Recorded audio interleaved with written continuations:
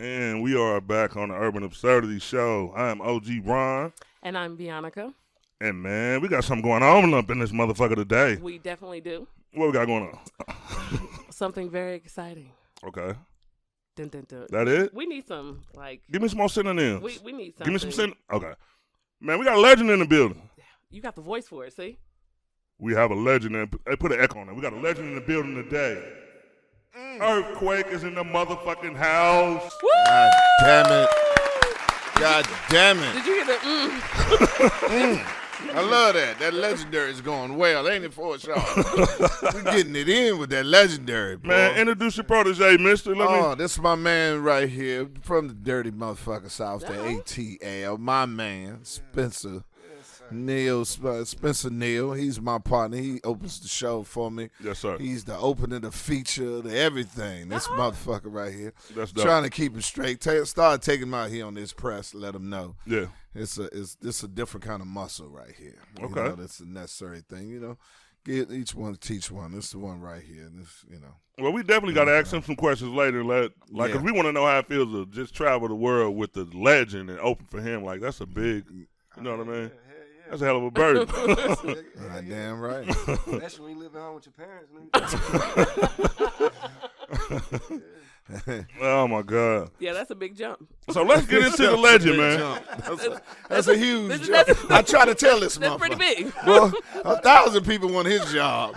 They'll do it for free. He over this motherfucker like he deserves it. I'll leave this motherfucker right now. Man, if you tell me let's go. Hey, Like, where you going? keep on telling him I get an application every week for his job. Spencer, watch your back. Watch your back. Everybody coming. And I don't like how y'all coming in. Listen, we gonna talk to you later. We gonna talk to Hey, y'all need to back the fuck up right now, nigga. You're talking about my job while I'm here. Hey, at least you tell him in his face. we gonna let you know. this We tell you. This nigga be sleeping like he's secure. Like he a first rounder. You understand? I tell that nigga, listen here, you punter. You part of the motherfucking team now. We only notice you when you fuck up. When they block your blunt and they run for a touchdown and you ain't tackle them. Oh, my God. Trying to get my fifth-year option picked up. No, that's right. Yeah. How y'all doing this morning, man? Man, we better now that you here, man. Yes. We've been waiting on this interview. I've been going crazy. You know I've been bugging the shit out you, inboxing you every damn other day. Boy, Come nigga. to the club. I'm short. I didn't know what you wanted to do. I'm like, let me take something, though. Hey. I owe you $5 for that shirt, too. I was broke as hell last night. Hey, nigga. I'm like, can I get 2 for 35 quick? Hey, motherfucker. If this don't work for you, nigga. Collections be your number one. You'll be the best motherfucker. Man, Equifax ain't got shit on you, nigga. At all. I'm telling you, a track a nigga down with no social security, no nothing. You find about brother persistence, resiliency, nigga. Them my adjectives that cover you, boy. You's a bad motherfucker. Hey, man. I was not going to stop. I was like, stop texting the man. Wait till he get in town. No, you won't. I said, this motherfucker, this got to be a setup. Don't nobody be on you like this. Now, who do I owe money or did wrong in Kansas City? Who the fuck is this thing? Because somebody looking for the setup. Because no motherfucker, with any pride or dignity, would be hitting you back to back to back. This nigga did it more than Drake. You hear me? I hit him with like 3 messages straight that I was like, you know what? Nah, I'll just talk to you at the club. Don't worry about it. Like, I'm on him, bro. Like, I don't play around. God damn, but no, brother. That's why you successful. Fuck that. And I'm here because of you. I swear, I like fuck it. Yes. Today, nigga. Today. Well, we appreciate it, man. And we ain't going to waste no more time because I got a whole, like, the Come on. chronological order, man. Come on with it, brother. First of all, you are known as the comedian's comedian. Right. And we interview comedians on this show, so we have verified that they feel that way about you. How do you feel about that, and how the hell did you get it like that, bro?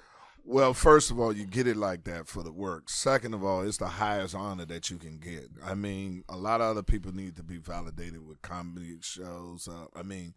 With TV shows, movies, and things like that. I think the highest compliment you can get is from your peers because they see what you do and they understand because it's what they do.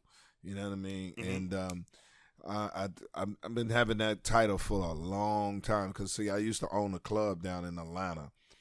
and comedians that hear about me, like a folklore. And they go down to Atlanta, boy. It's this motherfucker named Earthquake. And, Chris Spencer tells this story. He said he was bringing some comedians from L.A. They said, we doing a comedy act in Atlanta. Let's go up to Uptown, see this comedian, Earthquake. And motherfucker said, Earthquake? Why they call him Earthquake? He said, you'll see. And he just said the natural disaster of what it is, the rapid fire, the jokes, the intelligence part of it, the knock. He said that's why it came from it. And came from all comedians, no matter what your race is, which way they play it. And that's how it came from it. And it's the highest honor to ask you, man. It is. Well, I'll definitely say you deserve it because there's a lot of people with titles out here and it don't really represent them well. Like, you wear the shit out that title, bro. You know what I mean? A lot of their titles are self-imposed. You know what I mean? You know how some of you niggas, this is the best dick you ever had, ain't it? Yeah, you still gonna hit me with my rent, right? Yeah, that's anything you want to. Okay. Accurate. You understand? You still gonna do what you said you're gonna do, right? Hell yeah. Yeah, self-imposed type. Mine was given. So where did the name Earthquake come from? Because I thought it was going to be one last night, but it was like a tornado in the city. So you caused some weather friction last night, whether you knew it or not. What I told motherfucker last night, I'm glad my cousin from New Orleans wasn't here. This motherfucker would have ran up out that bitch all that rain. He'd be like, goddamn, it's about to happen again. Let's go, goddamn. Let's go.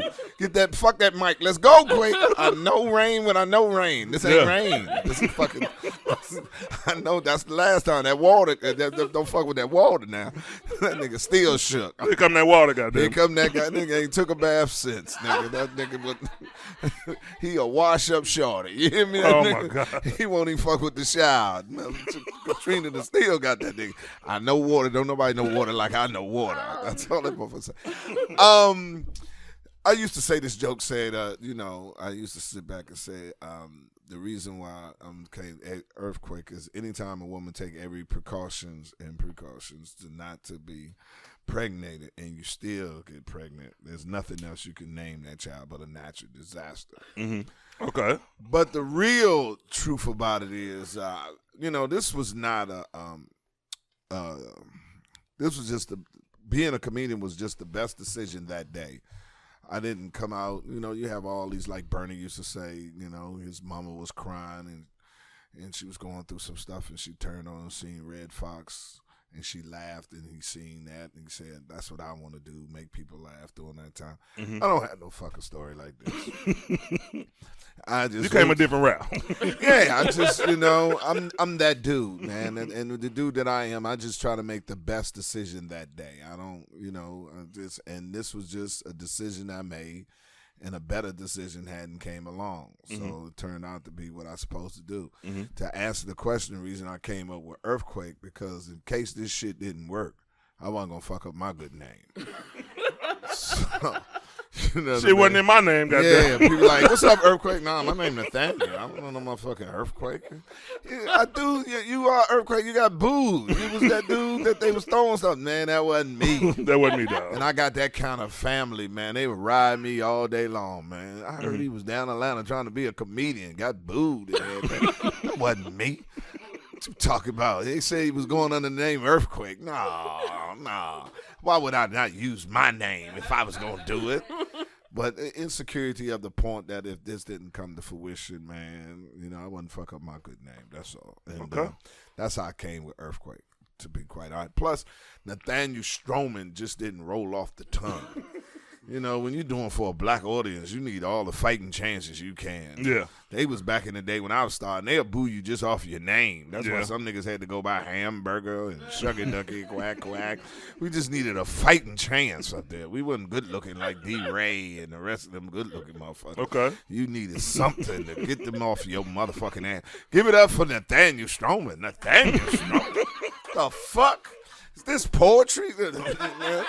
You don't want to start the game first and 25, nigga. You want first and 10. So I came up with Earthquake with them two reasons. The fighting chance because my name didn't roll off the tongue. In case this shit didn't come to fruition, which it has, I wouldn't fuck up my good name. Okay, well, it definitely worked. You know what I mean? Yeah, that's how I got down. When did you realize you were funny? Like this could really work. Well, I'm a realist, and how I got into comedy is I was dating this chick, and we was watching Delirious. And, I mean, she was on the floor, rolling on the ground and shit. I'm like, motherfucker, that's funny. Ain't that funny. If you want to fuck them, just say you want to fuck them. Don't be over this month. You know what I'm saying? The ice cream truck was coming. The ice cream truck, bitch. The ice cream truck. You know? That's what got you. That's why you on the floor? You over here monster, and then say the red suit and everything. Just say you love the nigga right there. But don't tell me the ice cream man is coming got you all.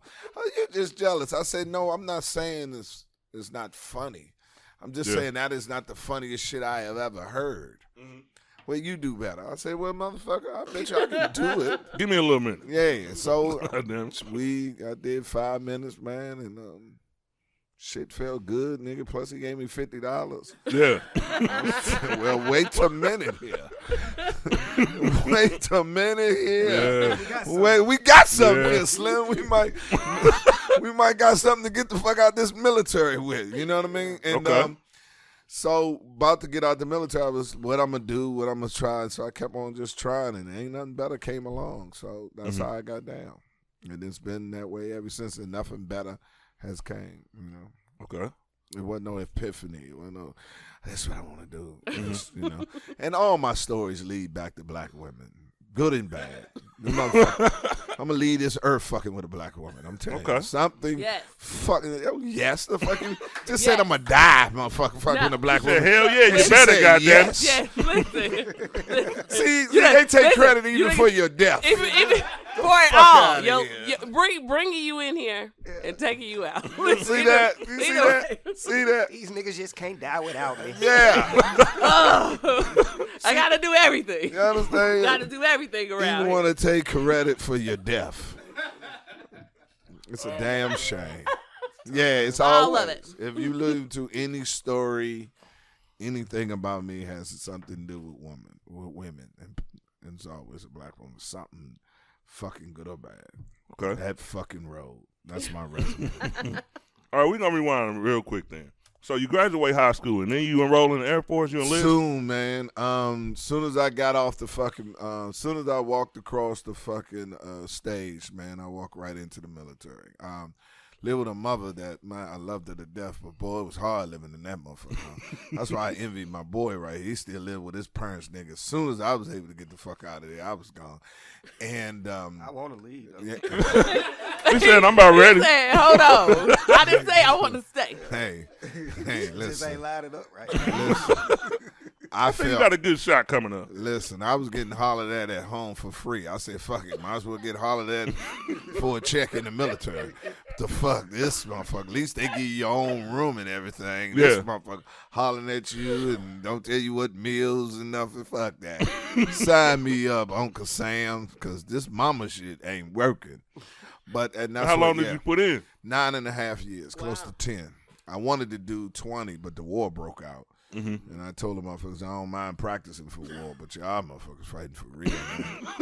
You need a real soldier. I joined here to get out my mother house. I could have stayed at home to get shot at. You need some Rambos. I ain't that brother. They in there, too. Oh, it's motherfuckers in there hoping they can go to Ukraine. Them motherfuckers like, send us in. We've been wanting to fight the fucking Russians forever. And they showing they really ain't the Russians of old, them untrained motherfuckers. Mm-hmm. They soldiers taking an ass whooping. About 500 goddamn soldiers in Ukraine. This niggas right now in the military about, man, these the motherfuckers y'all got us up running for every day. Oh, sorry, God. motherfuckers. But yeah, man, best experience of my life. I tell young people, go into the military. Just pick you a job that you can translate. It can translate into something when you get out. Unfortunately for me, I loaded like missiles, and ain't nothing you can do with that in the military. Mm-hmm. Delta, on planes. Delta don't fly with no AIM-9s, no AIM-7s, and 975 rounds of ammunition and shit. So my job was fucked up, nigga. What needed in the world? No, nigga, United don't need no cruise missiles on it. So they had a nigga play. They gave me a job only you can do in that motherfucker, nigga. So I'm the nigga getting out the military being a mad ass policeman. Oh my A God. mad ass cop, nigga. Did 9 years loading bombs, and you put that shit on your resume. Well, we don't need that out here. I load bombs is on your resume. You can go to Israel. Israel needs you to teach them how they put this new jet we bought from America. Going over that God. bitch. You crazy the motherfucker. So it was limited.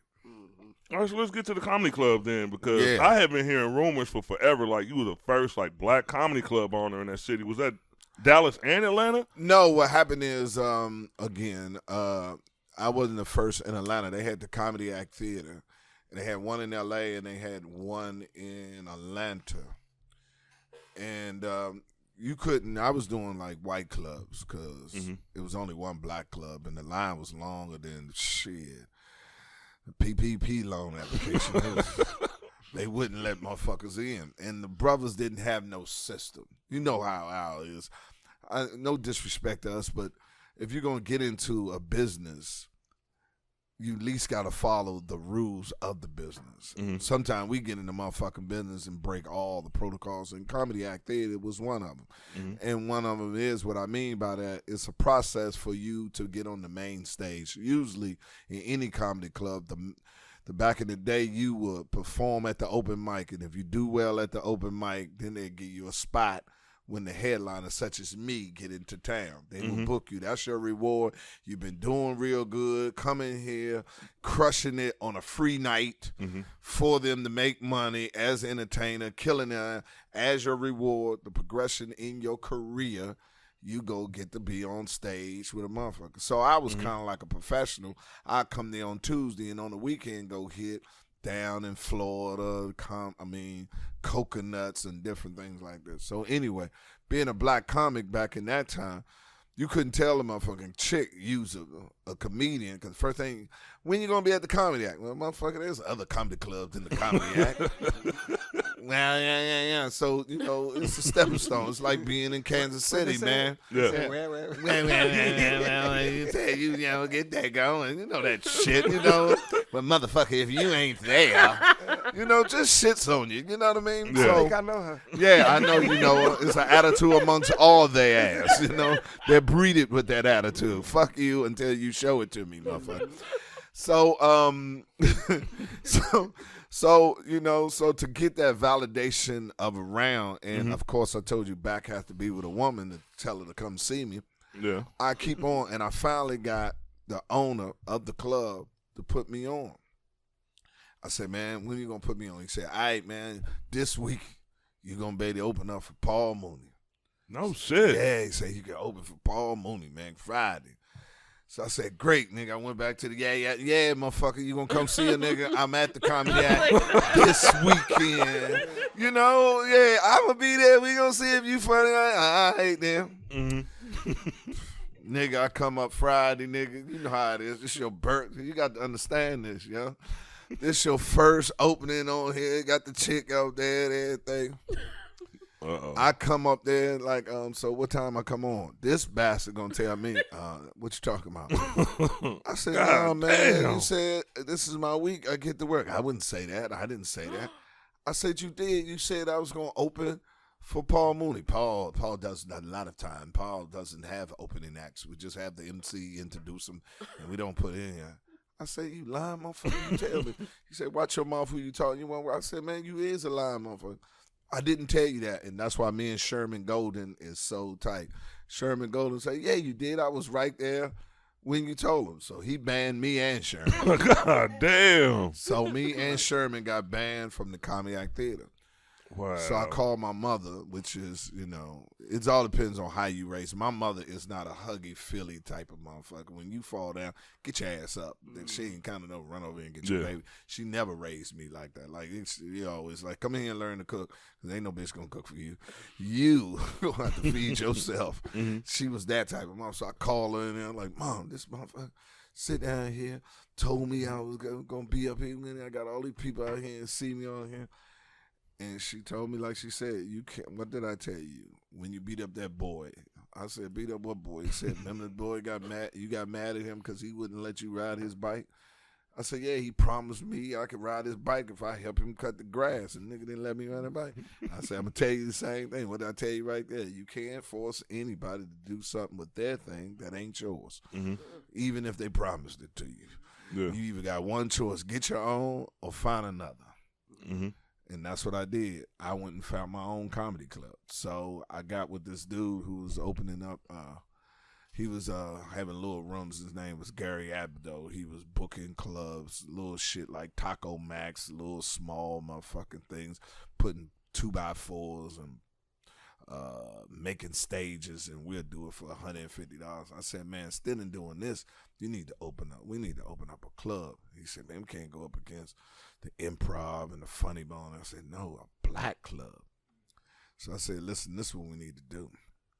So I took them down to the Comedy Act and said, look, they don't have no food. They got 400 people in this motherfucker with 2 waitresses. And the main thing they do, breaking another rule, they book one comic and he works the whole month. They'll bring Joe Torre down and Ted Carpenter, and they'll be there for the whole fucking month. Damn. The whole fucking month. Every other comedian rotate, every other club rotate, give you a new act every weekend. These arrogant bastards. Just said Ted Carpenter this week, next week, third week, fourth week. Damn. But that what happened when supply and you the only one. You got this. The demand is high and you the only supply. You can make in our community. You know it. When it's only the own soul food restaurant, they treat you the worst because you don't got nowhere else to go get it at. Yeah. And then they say support black business. Well, first thing, nigga, be business. Yeah. Do business. Don't fuck over your clientele. In fact, to be quite honest with you, I always believe you should treat us better than the norm. That's why we coming to you.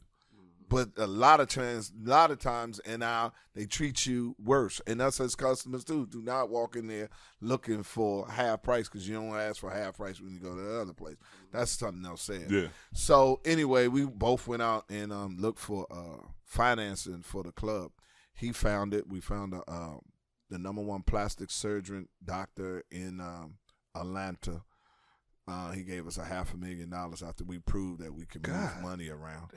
And we got $500,000, and I found a place in Buckhead. This when black people wasn't going to Buckhead in Atlanta. And that's why I named it Uptown, because their club was downtown. And I put it together, and he told any comedians that worked in my club, they could not work in his club, this one or the one in Los Angeles. You got to understand, this is the market. This is where Robin Harris is. This is the Mecca. This is the black club that you work in that bitch like Apollo back in the day. You was authenticated. So that's what made me so great, because I had to do all the shows by myself with other comedians that come over that didn't want to violate that I call it a restraining order, nigga. If I catch you over that bitch, you in trouble. Yeah. And until Steve, that's why me and Steve Harvey is so tight, because I called Steve. Said, this motherfucker can't get nobody to come work my fucking club. Steve said, nigga, I'll come work it. And he came, and first show, he showed up, had 50 people. And I try to tell people, Steve Harvey been Steve Harvey ever since I know him. The motherfucker you see now is the motherfucker before he became, but he believed. He has the undeniable confidence. Some people take it arrogant, but confidence. Steve Harvey's always been Steve Harvey. He walked in that Thursday show. It was 50 people in that motherfucker. He said, cancel the show. Steve Harvey don't do the show for 50 people. I'm like, nigga, that's packed. It's a full house, nigga. Full house in there. I know it hold 250, but we got, nigga, I've been in this bitch with a hot 15. You know what I'm saying? He said, Steve Harvey don't do no motherfucking show for 50 people. Give him all the money back. Tell him come back this weekend. Pick me up at 5 o'clock in the morning, man. We going to the radio station. Damn. Nigga, we drive by the nigga. I'm saying, I pick him up at 5 o'clock in the morning on the way to the radio station. Say, nah, stop at Dunkin' Donuts first. So you want a donut? Say, nah, that's for the DJs, these insecure bastards. Because after we get finished with them, they don't want to let us get this kind of time, because they inferior of us, because they think we're gonna take their job. We're gonna take it, but not right now. Yeah. This is what this motherfucker said. Not right now. And I said, all right. And I never knew what radio to Power Radio was. Sat there and watched that motherfucker work from 6 to 10. And I seen it, man. He got off the phone. We got off that air, man. We sold out the 6 o'clock show, 8 o'clock show, 10 o'clock show, midnight. We did 4 shows on fucking Friday, 4 on Saturday, and 3 on Sunday. All fucking sold out. I said, so this was up. Damn. And then when I had to pay him, and I paid that motherfucker $49,000. I said, this kind of money in this motherfucker? Oh, yes, sir. Oh, yes, sir. So they came to see him, but they saw me. You see what I'm saying? That's why I tell motherfuckers all the time. They came to see Steve, but they discovered me. And see, by him bringing all of those people there, you got to understand, my club had food. It had VIP section. It had valet parking. It was in the better part of town. It was on it, and it was upscale. Shit, they flocked to it. It was all over after that. So it was a wrap after that. It was a wrap, and then everybody started coming to my club, and we closed their club down. It was over. They came to me and said, I started at Uptown. You understand? 20 years later. Yeah. Damn, So bro. we closed that bitch down. So we was the premier, the whole club, and the whole time off of it. And that's how I came to owning that motherfucker. And it was the #1 club in bringing out all the comedians that came out of Atlanta, came out of that club. Yeah. So that love Steve gave you, that was from, like, were y'all friends before comedy, or was it just, like, your stage presence and you comedically that he believed in you to do that? No, it was before that, because I was in the military, and I was about to get out, and I would say, do I really want to do this? Because this the angle, you know, and let me see it. So I drove down to Mobile, Alabama to see him perform at a club, and the motherfucker was good. I was like, all right, this motherfucker is good. So, you know, I was you, OG. I went and knocked on the nigga door. Hell yeah. You understand? Hey, this nigga had a knife and everything, you know. This nigga in a motel. Ain't no wall. It's out his door is the parking lot. You know what I'm saying? Yeah. Ain't no you wall. get out there, ain't no walk. It's a motel, nigga. He walk outside, he outside, nigga, to his car. Yeah. I knock on the motherfucker. I see the nigga eye, because you see the little peephole, they get dark and light. He opened up with the chain. I see him holding it down. I say, yeah, man, what's up, man? I said, calm down, nigga. I just come to see you. And then, so he gave me the game on it, told me about it. And we was cool ever since. And then one of our partners, for us to solidify the loan, we had to bring somebody in who was could tell us the nuance of running a club, and his name was Chris DePetta, and he owned a comedy club in Atlanta, but he didn't find my club being competition to him because it was a black club, and they wasn't letting black acts in anyway unless you was a mainstreamer.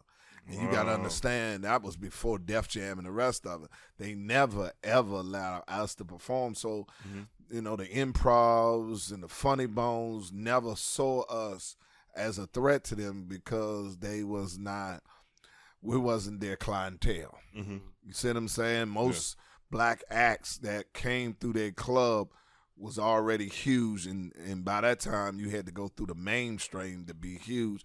So at best, if you came to see a black act, it was 50-50, half white, half black. Okay. It was never no 100% urban act crossing over to mainstream rooms back then. You know, you had your Jimmy Walkers and motherfuckers like that. You know, they was shocked with Mark Curry because he was from Oakland. He was doing all that goddamn cussing, but he had hanging with Mr. Cooper so he could get up there. You know what I mean? So Steve was like that. You know, Steve was a mainstream. John Hinton, J. Anthony Brown. These was brothers that was in mainstream clubs, but you know didn't have black people coming to see him at the numbers of it. So he didn't see it as a conflict. So he was able to still have his club in Atlanta and allow us to have ours in us, because it was two different two different clubs competition wise. Okay. You know, constituents coming to see him. was like you on a jazz, a rock station, and a urban station. We ain't gonna play the same songs. Yeah, exactly. Yeah, that kind of philosophy. So, Did you want to go like mainstream when you saw everyone else go? Well, I started mainstream, but when I owned my own club, it pushed me into our own people because I had a black comedy club. I started mainstream because first of all, I didn't even know a black comedy club even exists. Because when I moved to Atlanta, I had never been to Atlanta. That was just another best decision I made that day. I turned on CNN when I was getting out the military, and they said, where's the best, you know how they had them posed, what's the best place for black men to prosper? And they had Atlanta #1. I said, well, I guess that's where I'm going. I grabbed 4 of my friends that also didn't want to fight in Desert Storm. I said, I said, niggas, we packing up and get the fuck up out of here. So all 4 of us moved to Atlanta, stayed in a 3-bedroom, man, till we got on our feet.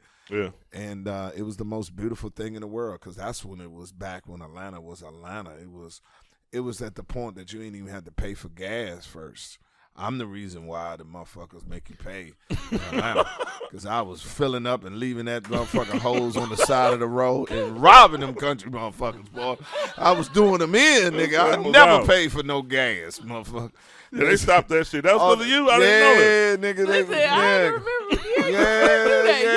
Yeah, you pump first and then go in there and pay him, nigga.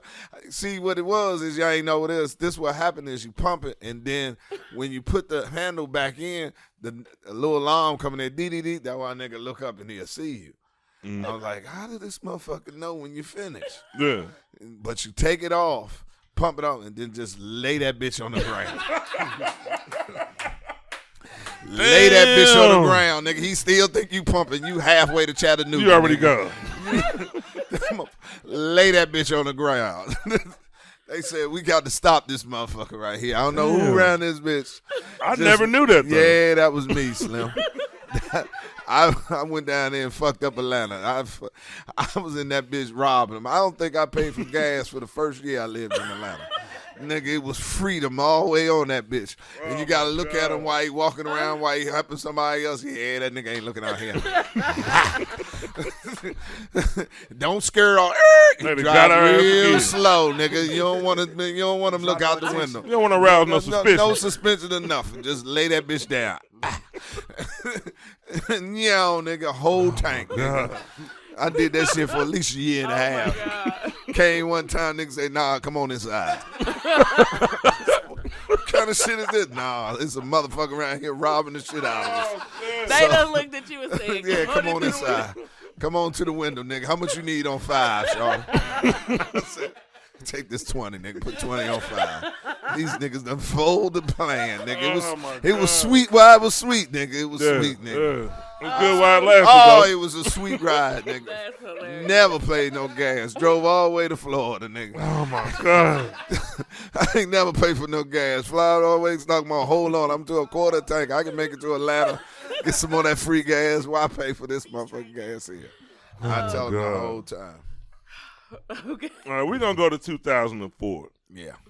So was the Earthquake Show, was that a pilot? Did it actually get episodes made? What happened with the Earthquake Show? Let me tell you about that shit, yo. I definitely want to know. Again, fucking with women, preferably black women. Shit. I was going through my divorce, man, and this motherfucker right here. All no good niggas ain't men. I'm just telling you. I got my big break, man. The president of ABC said they want to do my TV show. Gave me a development deal, man. And I was just married about a year and a half, and found out I had married the wrong motherfucker, dog. And damn, yeah, dog. And it was funny because I'm like, how am I going to do this? Because, see, what people don't understand is you could be talented, which I am, and a lot of other comedians is, but acting is a whole different thing. And, you know, just like me and my boy right here, we love sports and shit.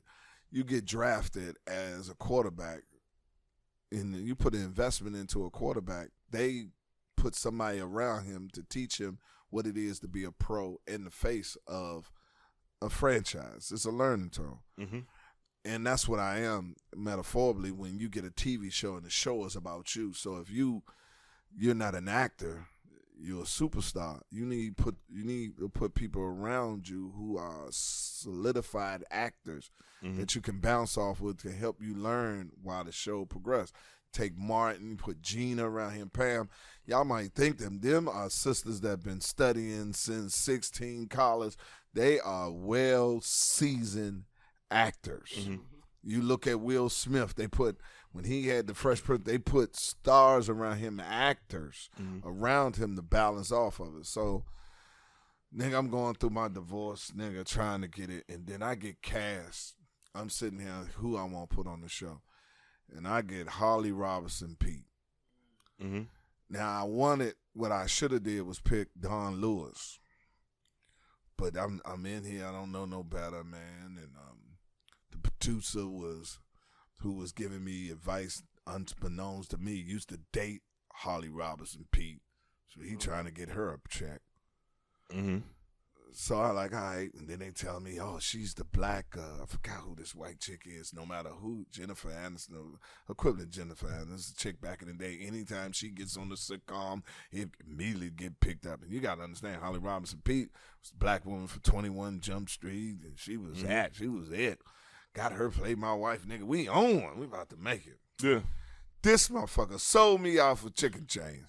Went up there and told the motherfucker, the executive, he can't act, he terrible, and the whole nine. I know this from birth because my acting coach told me. Mm-hmm. You know what I mean? Sitting down and I'm looking at this motherfucker. So I'm over here getting shade from my co-star who I got paid, and now I got a chick at home that I can't stand. So there's a lot going on. Nigga. There was a lot of pressure. Nigga. And trying to learn and lead at the same time. Yeah. See, that's the thing. You can't learn and lead at the same time. Mm-hmm. That's why you need strong actors around you can lean on and they can bounce off of and they can teach you that on it instead of giving you that negativity, telling you can't act. Motherfucker, I never said I was an actor. Mm-hmm. Told you I was a movie star, motherfucker. It's a difference. Yeah. You read content. I'm walking content. Mm-hmm. You consume content. They gave me this show because I am content. You ungrateful bastard. You. It was wow. So that failed, and it took until now to get another shot at my own show. Mm-hmm. So these shots don't come around. So that's what happened to it. Okay. Back to back, black to black, women smacking me up in dack. Pat, pat, pat, poop, pat, poop. Yeah. Who did you really want? Well, I wanted whoever I thought. I didn't know who to want because I didn't know what I needed. Oh, okay. See, you don't know that. See, I know now. Chemistry means a lot. Yeah. Name recognition is cool, but you have to have chemistry. Now I know. But you got to understand, I was kind of like where my young man is early in my career. Thankful of the opportunity, thank you, of having this. And then my ex-wife, with her hating ass, she went down that motherfucker to audition to play my wife. What? Yeah, nigga. Damn. I ain't know nothing about that till we had the rap party.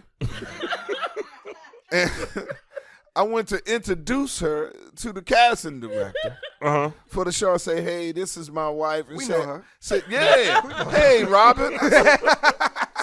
Said, yeah, Quake, why didn't you tell me your wife was an actress? I said, who knew? I didn't know. He said, I would have put her up in there and gave her a better slot than making her sit outside with the rest of the category. I said, what you mean? She said, you didn't know your wife came down here to audition to play your wife on a TV show? Damn. I said, you bullshit. I thought that, you bullshit. Wow. So I pulled this motherfucker to the side. I said, what the fuck is you doing? Shit, you living your dream. Why can't I live mine? The fuck? Do you know how stupid we look over here, motherfucker? You think they gonna give me millions of dollars to run a show and I can't even hold my own household down, nigga? Wow. You down here? You can't play my wife on TV as my wife. You damn. Yes, and that was the final straw. Nigga, I went on the road, never came back. I was just about to say, how do you deal with a situation like that? That was the final motherfucking straw, dog. I went on the road and never came back. Left like I was going on the show to work and never came back. Oh, my God. Never told her she Damn. can have everything, the house, everything. Because something in that bitch is contaminated, and I'm not transferring it over here. I'm not fucking with. But all this shit I'm telling you is truly what happened, and that's how my show went down in flames. Wow. Damn, man. I always wondered what happened to that because you never heard any stories about it. So. Yeah. That's why I owe Kim Whitley. Kim Whitley saw I was struggling, came to the last taping, ran lines with me and everything between my own show. Mm-hmm. And then she said, fuck it, Quake. Do that motherfucker the way you want to do it. It's your shit. And by that time, when I got that inspiration and that guidance and that necessary feud I needed, it was too late. It was too late gone for me to save it. Mm-hmm. It was too late. And it went down in flames. And So I let's have this story. Yeah, that was a hell of a story. It's the true story. So Flames, See, nigga. these ain't jokes, huh? These ain't jokes. That No. definitely wasn't a joke. No. No. That's real. Told you it'd come to a woman. Mm-hmm. I told you. Every good and bad got something to do with your black ass. Listen. Yeah. Something listen. good or bad got something to do with your black ass. But listen, You the understand? persistence that What you she gonna say, had Deanna? to try to audition for the show was just hilarious. That wa- Amazing. Like the fact that she went down there like in real life. Like you wasn't going to find out. Listen, Like, what the and hell? on the show. But my thing is, post she got the role, don't you think? What she was gonna surprise me? Look here, Surprise! I'm getting All right, dressed. I'll She see you getting when you get dressed. back home. Yeah. What the fuck? Where the fuck are you going? Yes, She said she gonna see you at this house and at that house. yes. She actually Oh, auditioned my God. to play my wife on my television show. That is My the funniest. biggest break in my career. That thus sounds far. like a sitcom plot, though, don't it? Like, it sounds like that should have been an episode. I mean, Yeah, it sound good. it sound good. yes. I might steal that story. You see that shit? I'm telling you, man, it really happened, dog. And you, as a, and I don't want to sound soft, you're so hurt. Yeah. You'd be like, God damn, boo. It was. I got to fight outside and inside, motherfucker. Yeah. I'm competing against my own, and there is no way this could come to fruition. There's no way they're gonna. You're an unexperienced actor. I am too. There's no way they're gonna allow us Yeah.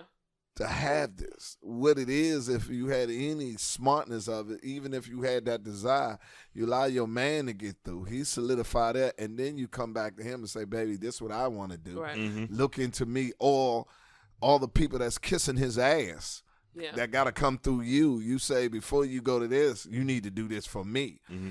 It's other ways, but your selfishness, narrow-minded, just toxic ass Yeah. will just destroy the opportunity that couldn't come to fruition for me or you. Mm-hmm. Just the stupidness of it. Yeah. You just like, God damn. You just, and not to even discuss that with me. I could have told you that was a bad deal, not only for you and me. It wasn't going to happen. There was no way they was going to do that. Yeah. And your blind ass. And it was just, you just like, oh man, fuck it. You know, and you hear that on top of you hear the shit from Holly Robinson Pete. You like, God damn. No. And then, but like I said, I did have good and bad. Had a beautiful black woman, Kim Whitley, that came in and helped me try to save it, but she couldn't. Yeah. She couldn't. So let's talk about this latest special, man. Legendary, Yes. right? Goddamn right. Watch it, goddamn it, and compare. All I want y'all to do is just compare. What's the criteria? You know what I mean? For all comedies, what's the criteria? What's the criteria? Put your work out and then let the work speak for itself. Yeah. That's all I'm saying. I don't have nothing to do with me, whomever. Mm-hmm. If we gonna sit here, but at some point, motherfuckers gonna have to put their work out and update their resume. You can't live off the shit you did before. Yeah, exactly. You understand what I'm saying? Yeah. You can't bring Nas had to drop shit after Illmatic. After him, You understand? Exactly. Jay-Z had to drop something Mm-hmm. after his first joint. You Sure. know what I mean? Reasonable Doubt. You got to give us something. You just can't ride on the same one. So, Mm-hmm. Yeah. It was a blessing. Thank you out to Dave Chappelle, Stan Lathan. I was looking at Richard Pryor's special and Sunset, and Stan Lathan did that one. I was like, look at it, boy. Damn. Yes. That's dope. Yeah, he was a part of that. I was like, look at Stan. Stan has been in the comedy game. Ricky Hughes. I'm gonna get her last name. My sister's burning my mind. Mm-hmm. All of them. Ricky, you know I love you. Putting that together, shooting it together, opportunity to DC, a hometown, and wanted to take it home. Got a call from the president of Netflix, called my agent and said, Dave Chappelle is asking, can we get your phone number? Because I just inked a deal. Need Quakes' number because he want to call him because we just inked the deal to do his special. Mm-hmm. I thought it was a prank call. No shit. Yeah, I thought they was pranking me. Come on. The president of comedy calling and asking, first of all, mm-hmm. can he get the number that he just called? Damn. Okay. And call, Dave Chappelle. Give it to Dave Chappelle so he can call me for it. And then about, 5 minutes later, after I gave it to him again, man, I'm going to do your special. It's going to be hot. It's going to be good. It's gonna change the world, Quake. Oh my God. And when I tell you this nigga's meticulous, you understand why he is meticulous. He reminds me of Dr. Dre. I work with Dr. Dre doing that pill shit, the voice on that shit. Mm-hmm. And when we was just doing the voice for the pill on that fucking shit, and we was there for 8 hours. I had Dr. Dre ain't no rapper, man. Now, goddamn it, I went out the studio, motherfucker. I said the words the way the words gonna be said, nigga. It's the. That's how I say the, nigga. It ain't the. It ain't this. Can you give me the again? Like, come on, nigga. Come on now, Dre. God damn. I see. Because Snoop did an interview. They told motherfuckers, say, I'm going to work with Dr. Dre. He said, man, be patient. Dre ain't going to let your ass out. And I was like, I felt it. Yeah. Me, Corey Holcomb was in that bitch. We was in that bitch, nigga, for about 9 fucking hours. I was like, wow. Man, listen, bro. We ain't dropping no album, nigga. Play another beat. God damn, ain't no beats to this. This is just lines. Voiceovers, nigga. God damn. So Dave is like that when it comes to comedy? Yeah, yes, Lord. He wants to hide his head the whole time. Mm-hmm. But I was blessed enough to give it to him on the first take, Quake. Wow. So when he when he came and got me on the first one, he's like, nah, you can do whatever you want to do. I got it.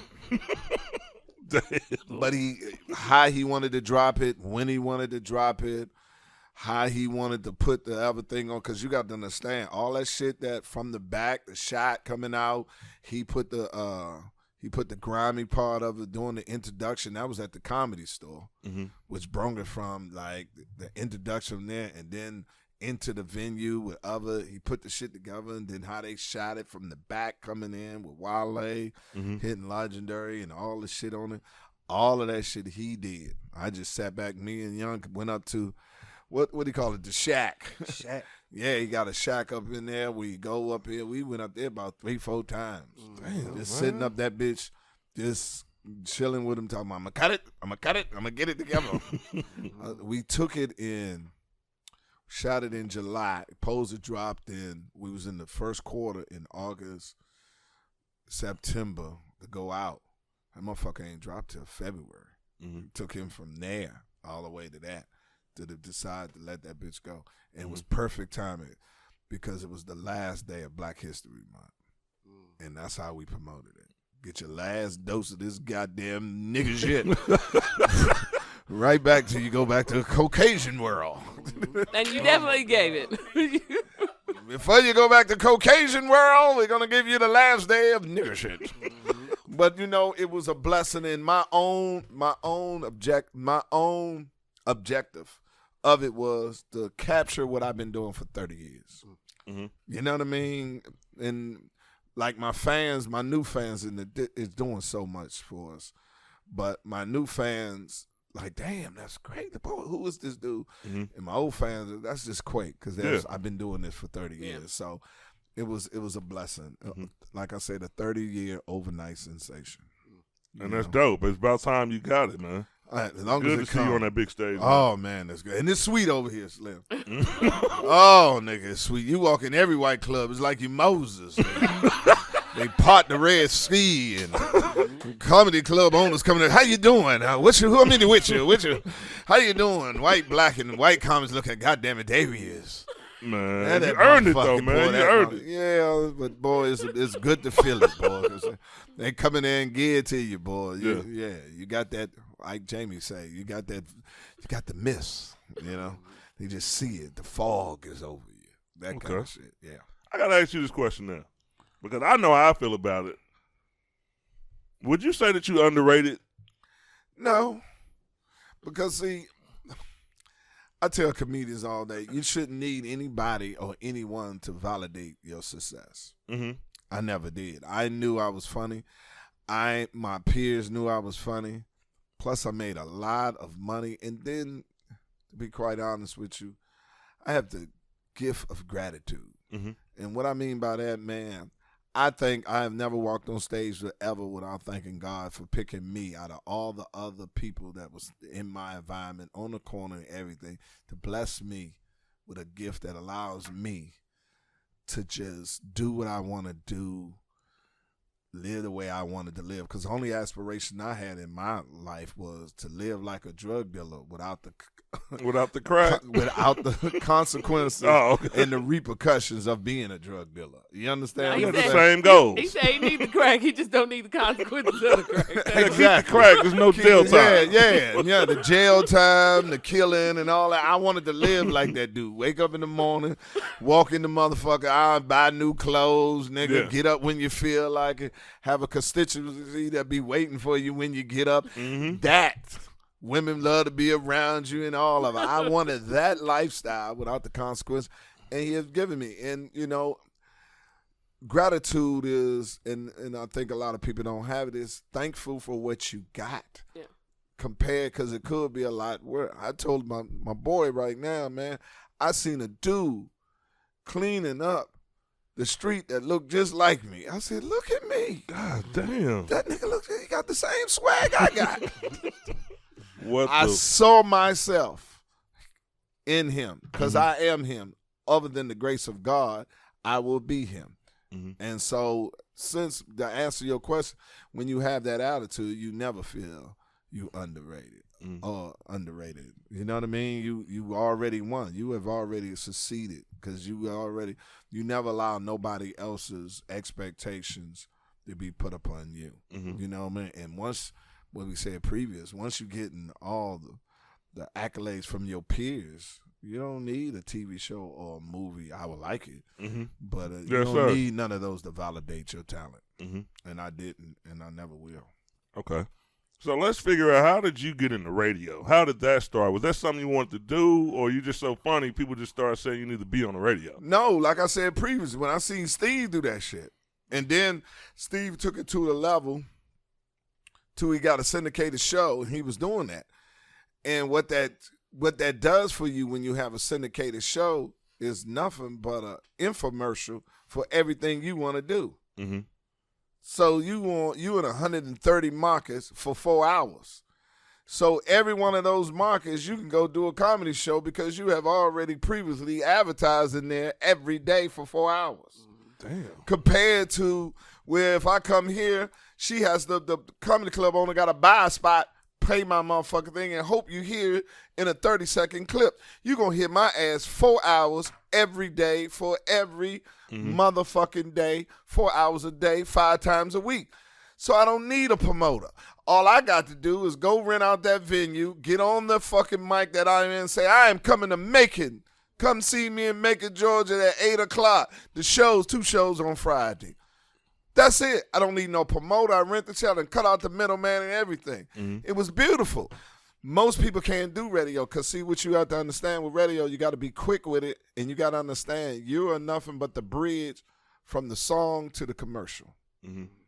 Keep that person engaged for them to listen to a song that they can hear on their own and pay attention to a commercial that's paying you for the listener to hear you too. That's why DJs and everything was always always intimidated by comedians and didn't want us to be on the radio with them because they knew we'll whoop their ass because they don't make the music. Yeah. Mm-hmm. They using the same records we got. See, if they ain't DJ Khaled, they ain't making no cuts. Yeah, exactly. Monotone motherfucker. Good evening, everybody. This your boy from 1404. All them niggas talk together. Ha, ha, ha, ha. Corny. Corny to the motherfucker. The same voice. Because they go Everybody to, the same they go to journalism school, and, and broadcast. Good evening. It's 4:30 in the evening, and today there's traffic.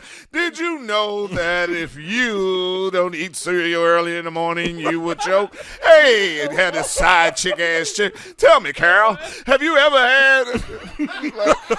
Nigga, we gonna wear your ass out. Yeah, yeah. And we saw that. So seeing that, I have always wanted to do radio for that reason. Because I seen how it was propelling other comedians to that level. Mm-hmm. And they had that business acumen to be able to, that flexibility to promote, especially if you syndicated. Mm-hmm. But even if you ain't syndicated, that local mic that you on. Like I was in, New York. I had WBLS, the #1 radio show in drive time. And I still have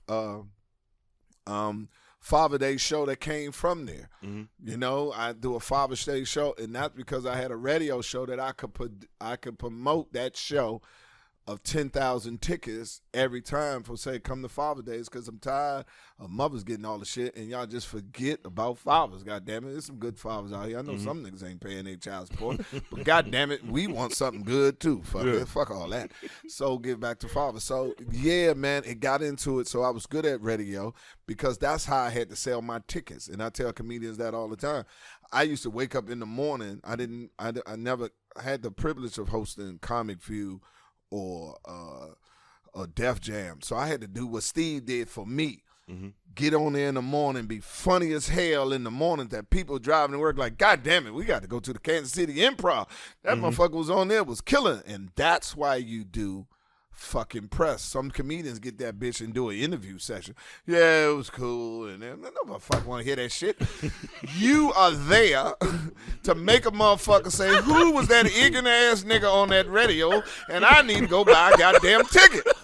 That radio. If you gonna wake up 5 o'clock in the morning, ride with a motherfucker you don't trust, over to a place where you need to get something out of it. Yeah. Fuck interview it. If you're gonna do it, do it. Mm-hmm. Remember the objective. And see, I say I was lucky enough early in my career to see Steve do it, from seeing it from 50 people with him not doing it to selling out 4 shows on Friday, from just touching that mic, being funny on that motherfucker. Once he showed me that, I learned that on it. Nigga, it was on. It was a rap. So as soon as if you was an engaged DJ in the morning, we'll go at it. But if your ass was sorry, I'm going to run you over. You ain't going to get a chance to talk. I'm just going yeah for 5 fucking minutes of tearing your city up and shit like that to the fuck I'm trying to make somebody crash to buy it. And then you'll tell ass in the club on it. Boom, boom, boom. Lighten up. I can go into town back in the day. Go into town, 40 tickets, 30 tickets, 40 tickets, everything. Hit the radio just like Steve, and I'll sell out by the time I'm finished with press. Damn. That's the power of it. Mm-hmm. But see, now it's kind of different because they don't have so many local morning shows that's syndicated, and they taking over, and corporations that took over the mom and pop station, and they gone on. So it's a little harder now. You got to get on a syndicated one on it. But for me, as a young comedian that didn't have the accolades of seeing them, host Def Jam and all this, or Comic View, fuck, I used to tell them motherfuckers, give me all your goddamn press. And I tell them, give me the same press you give white comics. No, I want to go to Rock 94. I want to go to Rock 95. You see what I'm saying? Let on here. And you go on that motherfucker and you slam it, man. 10% of that audience come to see you, but that's 10% more than you had before. Exactly. And you sit there, but it is a grueling because you get in there Thursday night, you'll start at 5 o'clock in the morning, and some press don't leave till 6 to 11 o'clock that morning, 12. Then you got the 2 shows after, but it's necessary. And a lot of comedians don't understand the power of it, and that's the way you differentiate yourself from other comedians, and you have to always understand. And me and club manager here from Kansas City was talking about, it's only 52 weeks in a year, bro. I mean, nigga, you don't have to be number 1. You need to be in the top 52. You understand what I'm saying? Yes, sir. And you're competing against Naviacs. You competing against social media, internet comedians, and you must have a clientele and the constituents that come see you. So you must continue to do press early in the morning to remind the people who like you to come see you, and also to tell people who haven't heard you, this is why they should come see you. And that's why radio is so important. So once I got great at it, then I started saying I want to do like Steve, and that Ricky wasn't in the game at that time, but it was Tom Joyner and the rest of them. I wanted to do that. And I had afternoon driving. That what made me really quit the job in New York, because they didn't want to syndicate me. I said, I ain't come to New York to be no DJ of New York. Motherfucker, I want afternoon drive. Steve in the morning, Quake in the evening. Exactly. God damn it, that's what we want. Can't give me that. Motherfucker, I'm going back to L.A. It's cold out here. I'm on the subway. Fuck this. Yeah. I definitely feel you. How do you feel about podcasts? You being a radio guy, how do you feel about the new wave with podcasts? I don't know too much about it, but I went down and fuck with my man down there in Austin, Texas, fucking with him, and he got a lot of money off of podcasts, and I was like, woo. So I don't know too much. I know radio. I'm in traditional radio. I have my radio show that's on Sirius XM under Kevin Hart's Laugh Out Loud. We're number 1 on that show. And congratulations on that. We thank you. We doing well on that. But I am gonna look into podcasts because a lot of motherfuckers got it. And if you see a lot of people with it, somebody making some goddamn money. Somebody making some money. It ain't us yet, but see, we coming. Yeah, goddamn it. I'm just telling you, making that motherfucker. It's too many people with podcasts for not making no goddamn money, because everybody got one of them motherfuckers. I'm always late to the party. You know what I'm saying? But you gonna get in, though. I'm always late. You know what I mean? I'm late on the internet shit, late on, because they was like, tell your jokes on Instagram. And I said, fuck, I charge for these jokes. I ain't just going to get these motherfuckers away. Yeah. Twitter, it was all that. You know what I mean? So I was late to the game. Okay. I got to ask you another question, too, because I see you active as hell on Facebook, social media. Yeah. You run your own account? So you I got like a somebody... team, nigga. I got a team. Oh, okay. I'm about to say, you be posting a lot. You goddamn right. 'Cause I'm trying to catch up, nigga. I'm trying to catch up. Yeah, I got a team. Her name is Star. She's over my whole media thing. She's outstanding.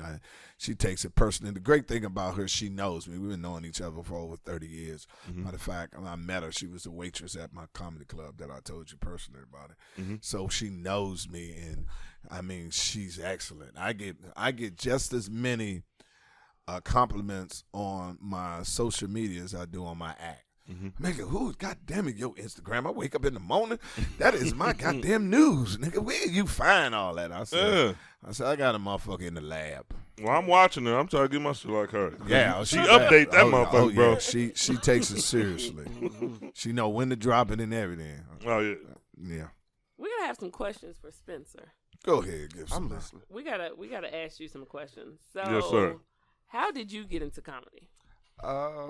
I started comedy not just like him, but I was in the military too. I was in the Navy, and I got kicked out. They don't like you smoking weed on the boat and shit. So They don't like that? hell no, and What it's the crazy fuck? because we at war. Like we need weed. You feel me? So I just wanted to do something I couldn't get fired from. You know what I'm saying? I got kicked out of college. Got kicked out of the Navy, and you can't get fired from comedy. You cannot get paid, but you can't get fired. So I was like, I'm doing this. That's what's up. Hell yeah, that's how I got started in this shit, man.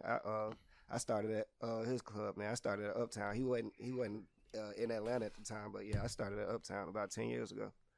So do you feel like you have to have being a younger comic, do you feel like you have to have a big internet presence too, or are you more old school. I'd rather like hit the pavement. It depends on the person. It definitely helps, but at the same time, like when I came in, they was telling us like, hey, this Instagram about to take off. Y'all need to be doing the Instagram stuff like that. But I came up on folks like Earthquake and Steve Harvey and all those guys. So I wanted to do it the traditional way. I wanted to be at these open mics and gain fans and all that.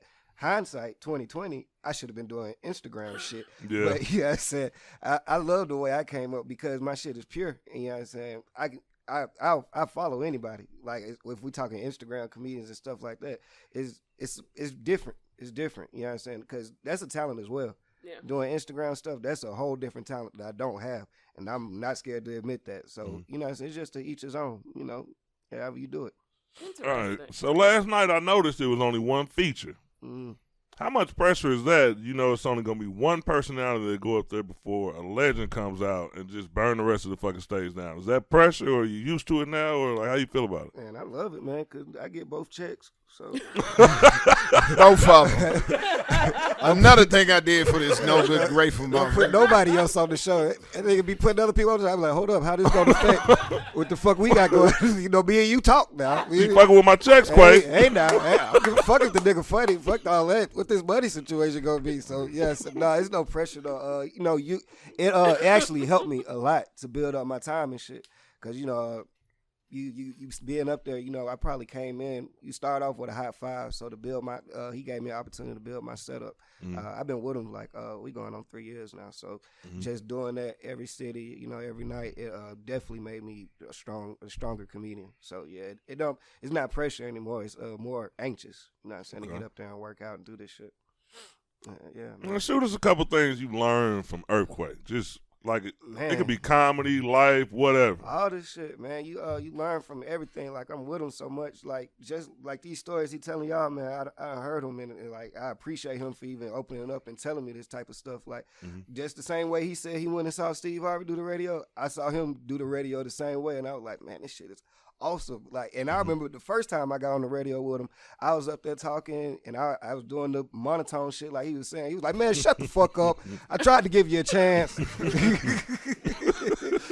KMOJ. So, but then on, I was like, boy, even if I got a lie, I'm going to be funny on that motherfucking radio, but I'm going to say something. But yeah, man. I learned a lot from him, bro. Just the game, how to work with people, how to interact with guests, with you know, people in the audience and stuff like that, how to have the pace to your jokes. Like he done taught me so much, bro. He taught me like infinite knowledge. I can't even explain. Yeah, because the reason I asked you about the pressure is because it's not often. Like we've interviewed a lot of comedians, but this nigga over here is sitting over here like fucking my timing up and everything. I'm nervous. I'm trying to wait until he finished talking. So just that aspect of it, I want to know how you deal with that because.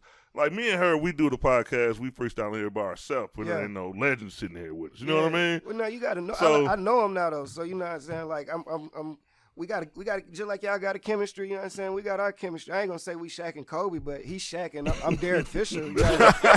I'm on the fucking team. Nigga. Yeah, you there? Put my buckets up, nigga. You know what I'm saying, nigga? So I work in the triangle, nigga. I'm just playing. I'm working in the triangle. Derek took a big shot, man, in San Antonio. I'm gonna hit my shot. Nigga ran out the goddamn gym. I remember that game. But he wasn't supposed to get the ball. Yeah, no, he didn't. No, he wasn't supposed to get the ball, but he did something when he got it. That's all you gotta do, man. When your opportunity comes, you gotta take the shot, man. Yes, so another thing he taught me, man. You know, I've been blessed to do it. Like he did the Netflix special.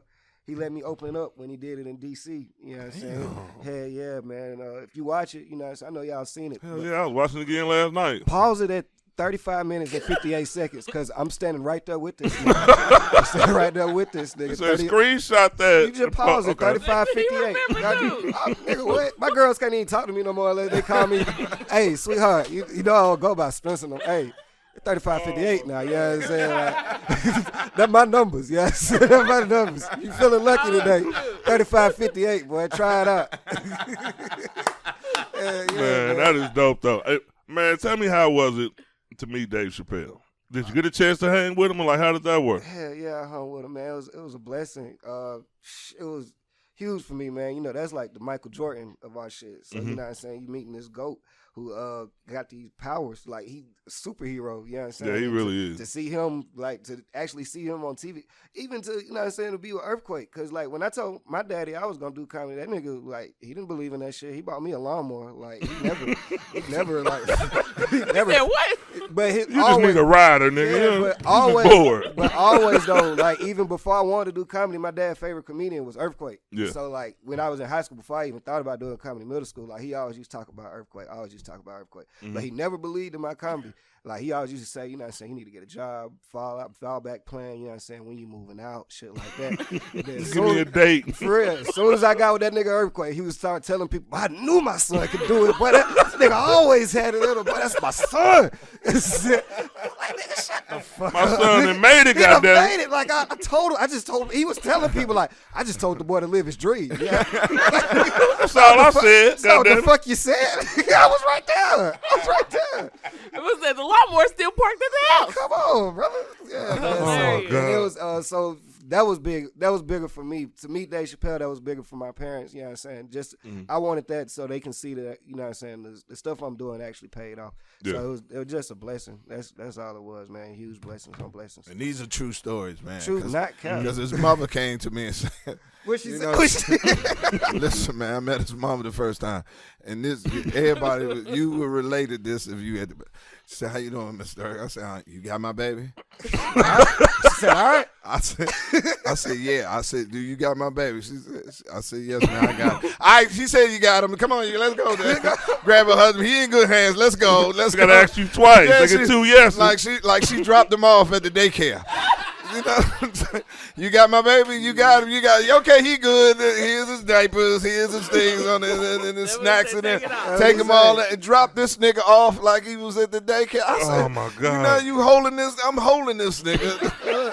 The fuck? And every time I fuck up, he say, you know I'll let you go, but I promise your mama. I've been I boy, promise your damn mama, I promise nigga. your promise mama. your motherfucking mama. If I ain't promise your mama. Yeah, if I ain't promised your mama, it would have made it to 3 years, you bastard. But I had promised your motherfucking mama. You can't break that promise. man. Nah, because she was serious. No, it wasn't no joking in this. You know, look me eyeballing, you ain't lying to me. She didn't let his hand go. Let my hand go or nothing. I was like, no, looking in her, you got it, man. And as soon as she saw I was sincere, I said, yeah, ma'am, yes, ma'am, I got him. All right, y'all, he said he got him. All right, we good. Told her husband, come on, let's go. We can get him out of here now. He said he got him. I believe him. Start the car.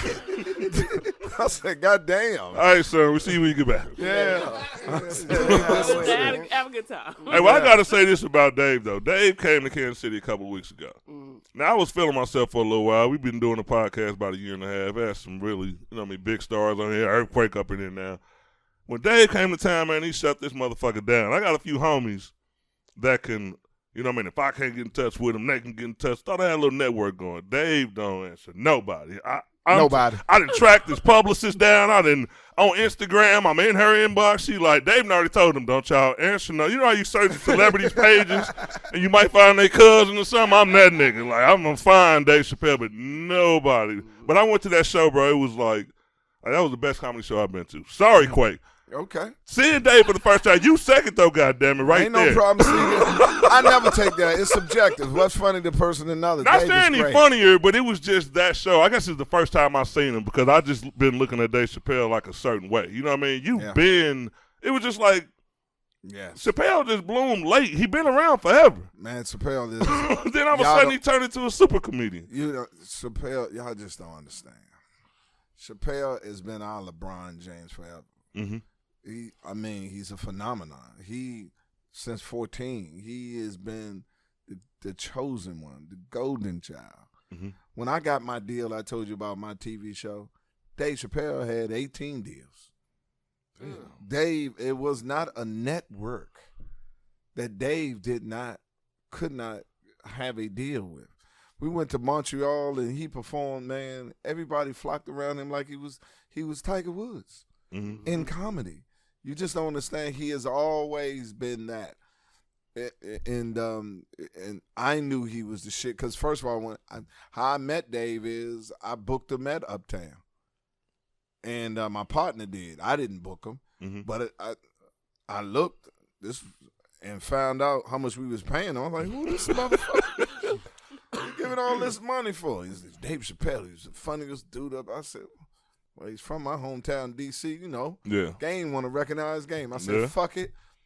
I'm going to take him on all his press. You don't need to take him. Yeah. I go get him. Mm-hmm.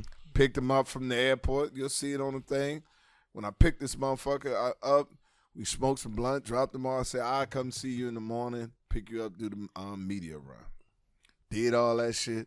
Still didn't see none of his greatness of higher because he's such a low-key brother. He ain't – certain comedians try to validate they funny by being on all the time. Mm-hmm. You see what I'm saying?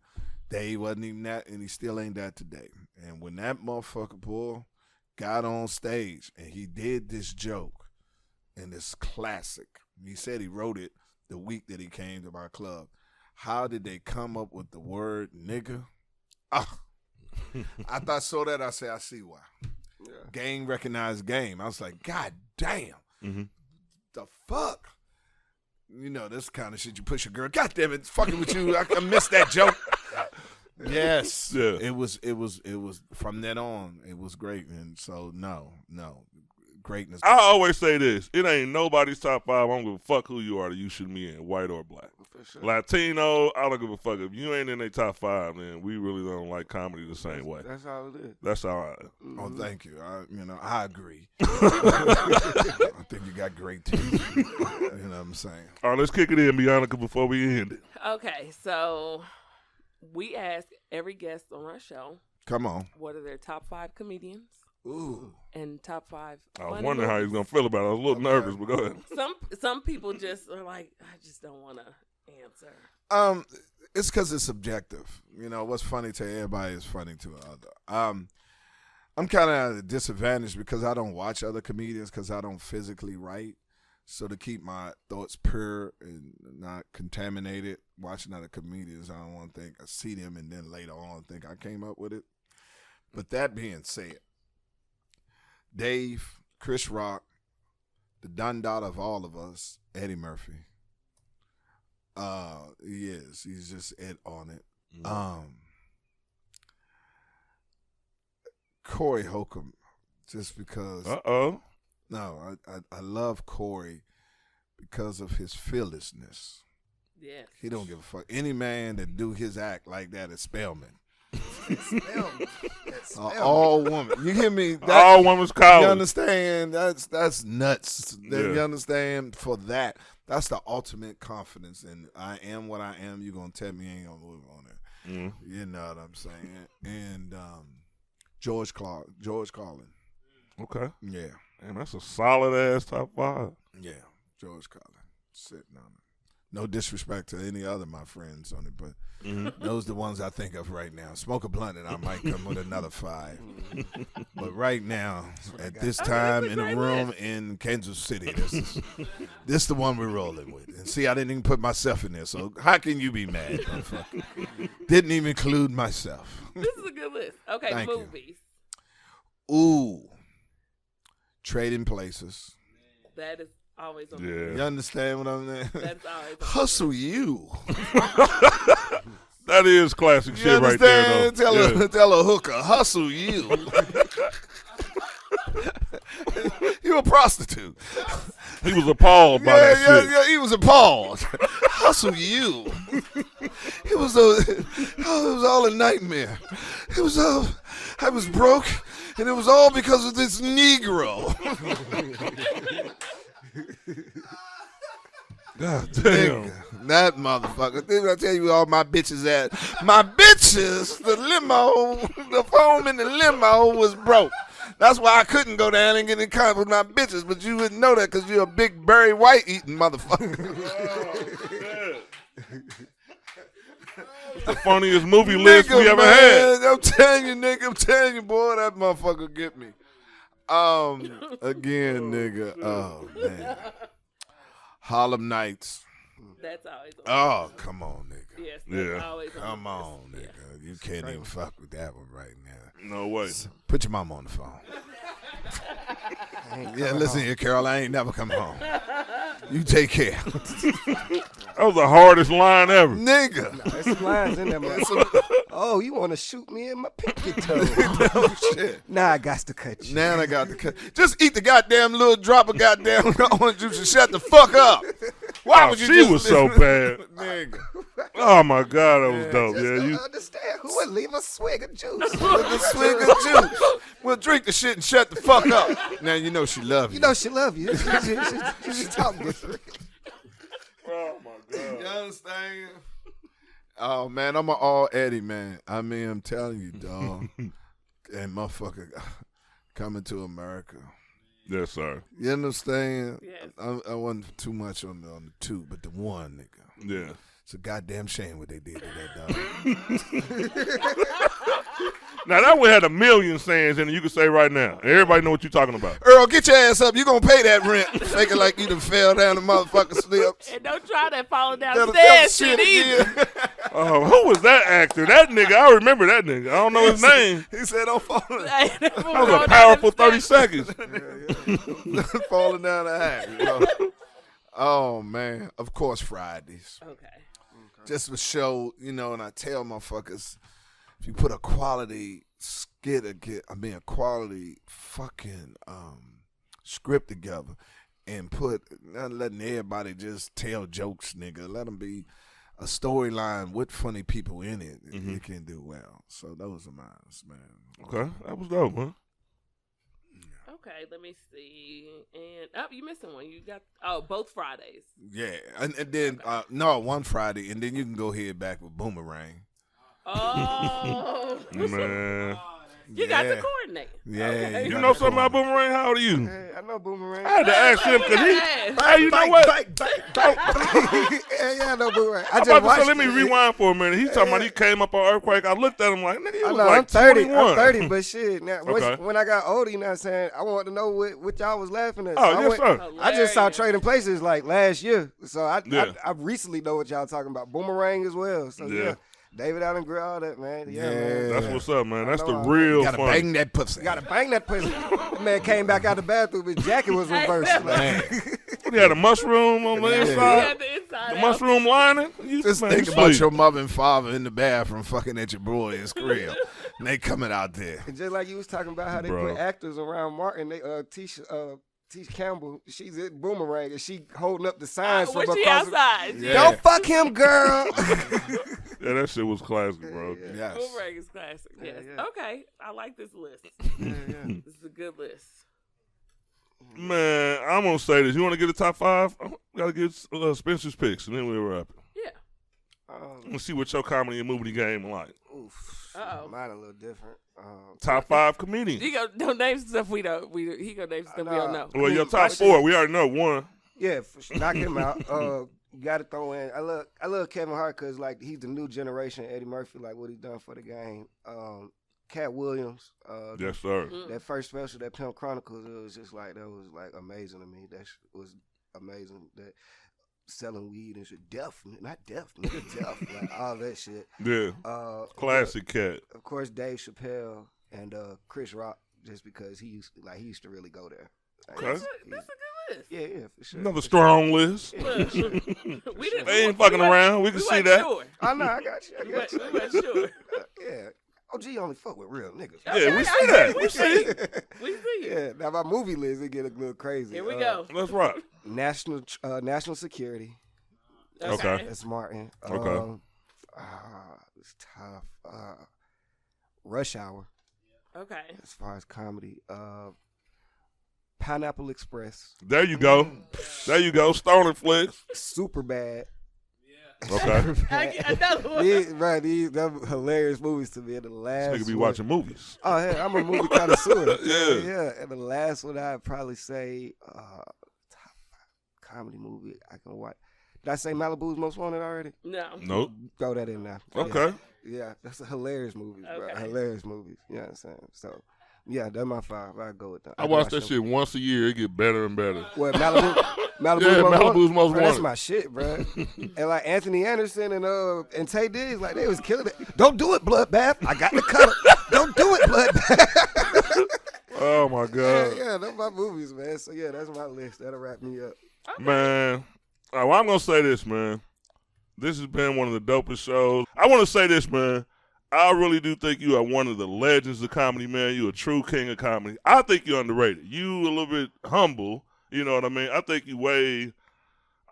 Man, I'm going to say you are one of the funniest comedians I've ever seen. Yeah. Thank you. So I definitely want to give you respect. I want to thank you for coming on the show and not blocking me, you know what I mean? No. So... Who is he? Some of your other homies got stories like that. Well, you remember this nigga Ron? That motherfucker was in my inbox too, but it worked out, man. So we get to sit with legends. So and Spencer, the proteges, the next legends coming up, man. We want to thank y'all. Thank you for so coming much. through the show. It was a pleasure, man. No, I am, and man, don't stop it, cause see, you'll eventually get through. Perseverance. Yes, sir. Perseverance. I learned that from Supreme Court Justice Miss Jackson, and they asked her. She said she was walking through the Harvard grounds, and she could tell she was overwhelmed, and she said it was a young, older black woman, you know our people, sister, an angel, to be honest, which came over to her and looked at her and said, "It's overwhelming, huh?" She said, "Yes, I've never been." And she said, she just looked at her and said, "Persevere." Persevere, and that's what I'm telling you, man. Fuck it, you only just keep on. Remember, you can only accept one yes, and you're only looking for one yes. I don't give a fuck how many no's come. Exactly. And because you persevered and kept on coming, I'm here right now, and the rest of them will come see you out. It has been a pleasure, sister girl. It's always a pleasure Thank to see you for black coming. women over here. You know what I'm saying? And for your staff and everybody else. And if y'all trying to follow me at any time, you can find me on social media at The Real Earthquake. That's where you call me at, The Real Earthquake. Thank you. Yes, sir. God bless y'all. Thank y'all. We out.